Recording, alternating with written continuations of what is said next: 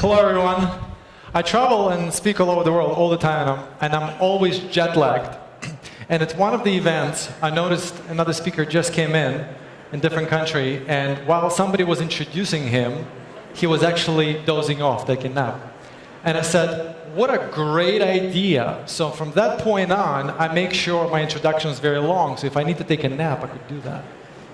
Anyway, so welcome all. Question for you. Are you guys ready for questions after lunch or for nap? That's not the question. The real question is, regardless where you are in the blockchain world or what side of it you're coming into, are you interested in gaining practical tools that will help you get to where you want to get faster and easier? Yes or no? Should we continue? Awesome. All right, so I have fantastic news for you, okay, because this is exactly why I'm here. What I do is I help people around the world, businesses, conglomerates, international companies, get to where they want to get faster and easier. And I've been doing it for 20 years. I've developed a system. This is what I'll share with you within the very limited time that I have with you today. I believe in walking the talk, okay? So regardless what your starting point is or where you are now, I know it took some efforts, I feel I should share with you a little bit about my kind of journey, so to speak. So I started as an immigrant, refugee. I came from Eastern Europe to the United States. Okay, suitcase with my mother, few words in English, $100 in our pockets, that's it. First job, cleaning bathrooms, pretty depressing for my mom, seeing a young man doing that. Okay, and no money, no language. You know, as I said, went to the worst high school, one of the worst high schools in Brooklyn when people were getting shot. Okay, it was a very interesting experience, and it seems like we have no clue, right? Well, to fast forward, okay, if you notice from the brief introduction, you know, all these successes, academia, you know, running programs in the largest business school in the country, you know, business, created businesses, national businesses, law firm, national, Wall Street started, very uniquely successful career there. Radio, television, running programs for a few decades now. Author, wrote a book, became bestseller, non-profit organization, we travel all over the world, do missionary work. There's some pictures perhaps you'll see later on. Worked with largest organization, living beautiful life with homes here, there, everywhere, beautiful family. Question becomes, if you look at all this, you know, it takes few lifetimes to achieve it, right? So much, so fast, how is it possible? Okay, that's the real conversation, especially given my starting point, right? So some of you may be thinking, oh, maybe this guy is smart, right? Or hardworking. Well, how many smart and hardworking people do we know? I mean, just in that room alone, right? We see these people all the time. The question is, does everyone who is smart and hardworking automatically get there? Absolutely not. Most people, if you look at statistics all over the world, I'm on the world tour, and I see this in every country I go to. If you look at statistics, majority of people, vast majority of people, are not where they want to be, okay? And there's no one place where everybody has to be. It's basically where you are versus where you want to be, and that distance, that's the question, okay? How do you get there, okay? So, obviously, conversation is about success. So, one question for you, what does everyone tell us to do from the very childhood if you want to be successful? What did your parents tell you? Do what? Work hard. We know that doesn't work, okay? Working hard will get you working hard for the rest of your life. That's all. If you didn't know it, now you know it. All right? What else do our parents tell us? Use common sense, right? Is it true or not? Anybody parents here, do you tell this to your kids? Absolutely. Your parents told you this. Well, guess what? Very early in my life, because of the miserable life that I lived, my father passed away when I was very young. You know, we didn't really have anything. My mother sometimes would ship me to eat somewhere else. Long story, don't have time for it right now. But I realized that, number one, I don't want to do what others do. I don't want to live the same life. And I started watching people who are really successful, who really live the life they really want to live. And I saw something that blew my mind, because I realized whatever it is that they do, when you analyze it, makes no sense. It's completely counterintuitive, okay? In fact, those who are truly successful don't even look at anybody else, because that just drags them down. Did you ever think about it?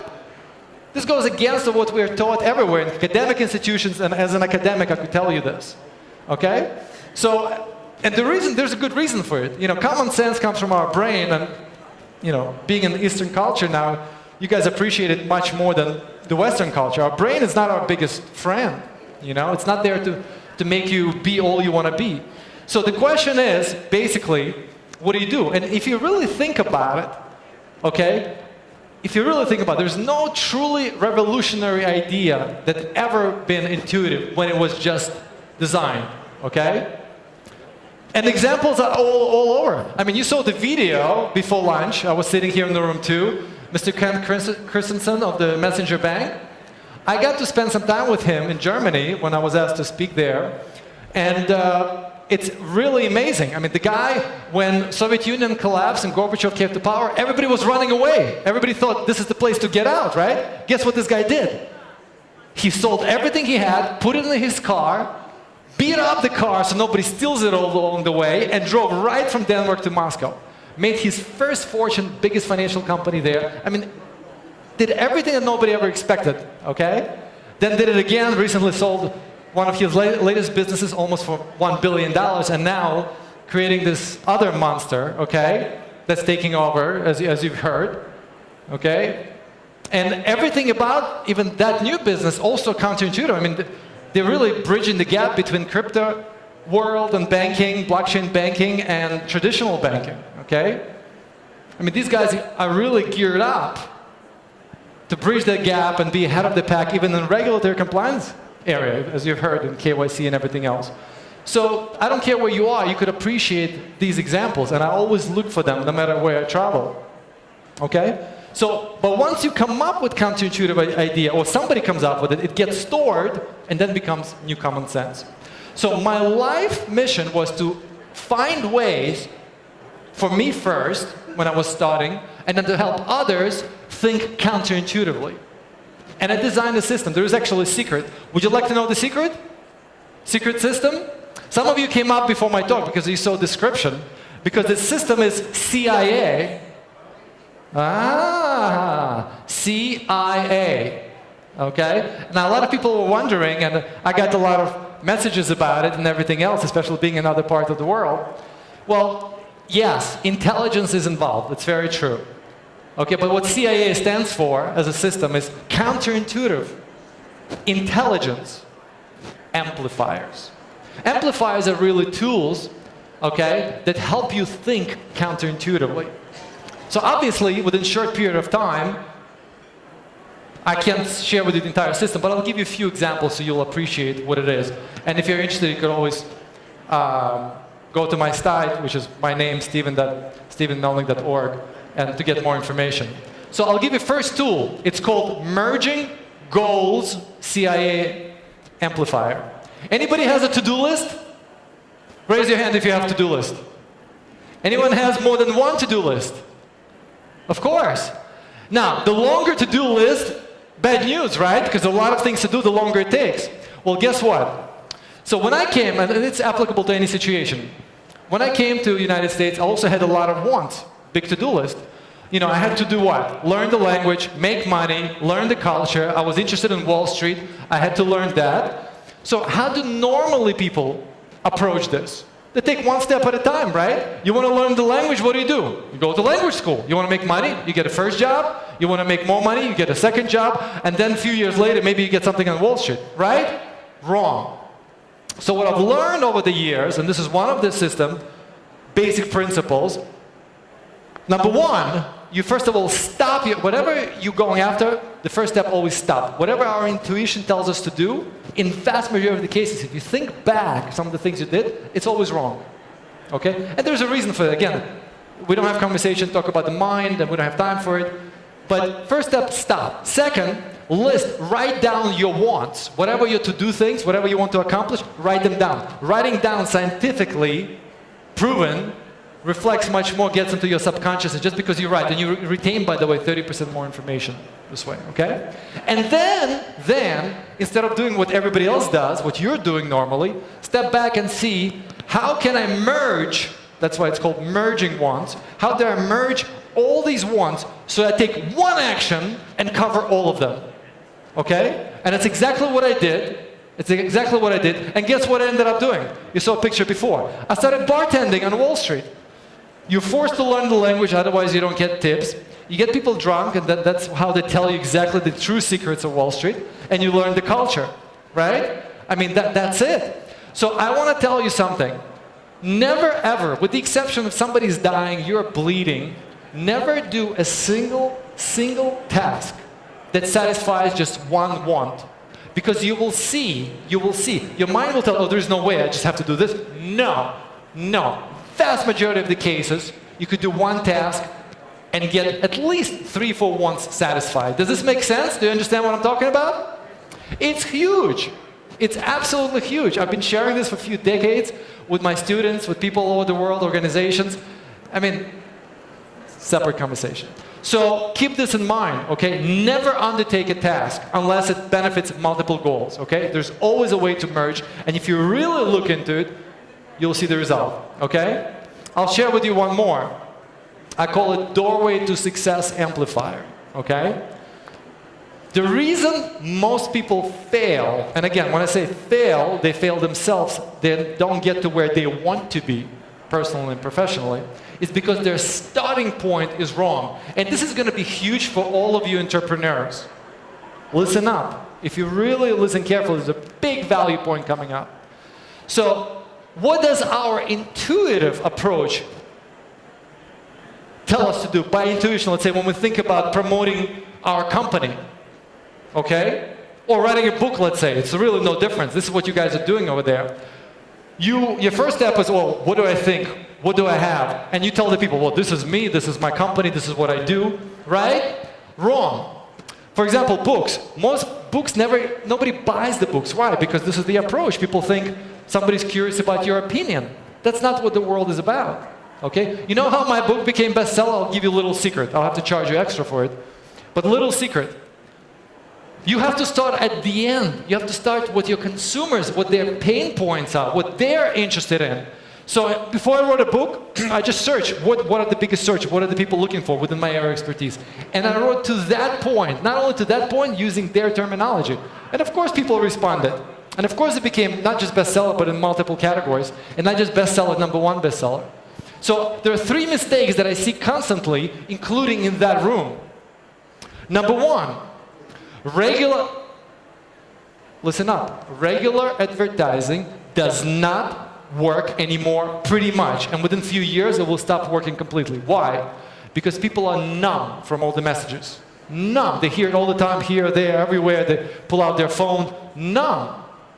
You know what does work?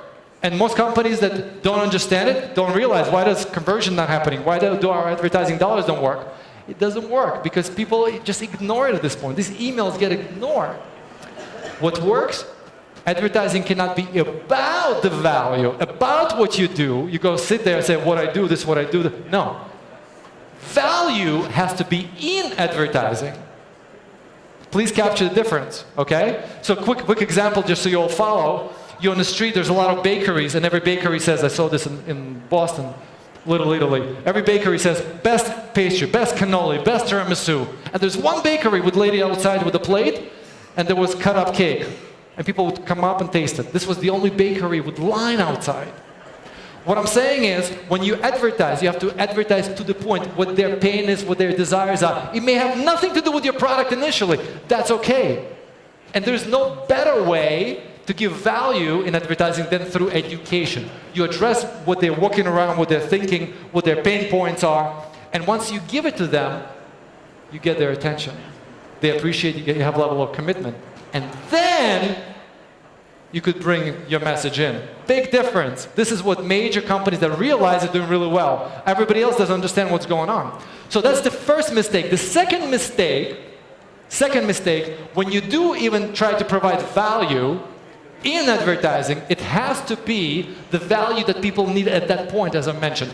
And not just that point, using their words. I'm on a lot of committee, you've heard, I'm a regulator around professional, civic organizations, deal with millions of people. And when I'm asked at any meeting, Steve, so what do you think about what we should do? I always laugh because my answer is, you should care less what I think.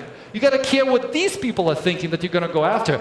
See how they talk about it. Use their words. So when people come up to you outside, okay, you cannot talk about, well, my product does. No. You talk about how it addresses their needs, their pain points. So it resonates. It's just big value. I hope you realize it. And this brings me to the third big mistake. You all know that in order to get successful product, crypto world, I just spoke at the artificial intelligence world, you got to get experts, right? Do you have to get experts? Yes or no? Absolutely. You need to get programmers, you need to get these experts, that experts. But when everything is done, what does our intuition, once again, tell us to do in terms of who should be talking about your product? The guy who knows most about this product, right? Right or wrong? Right or wrong? Wrong, exactly. Because the person who should be talking about your product is not who knows the most and the best about your product, but somebody who knows how to talk to the audience, knows how to talk to the audience that you want to attract, whether it's investors, whether it's consumers, whatever it is.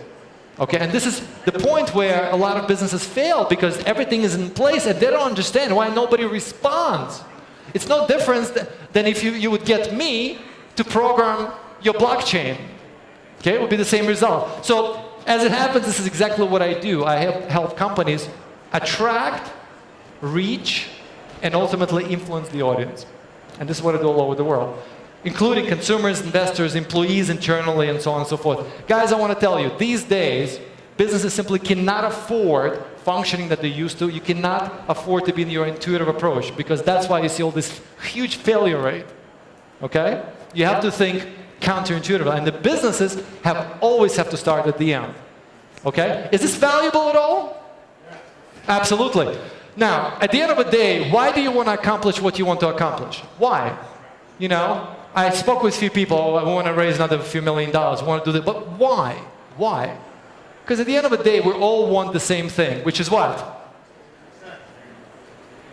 Did I hear sex? Because we want to be happy.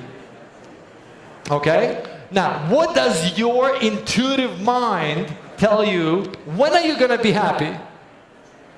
When I get this, when this investor commits, when I get this marketplace, right?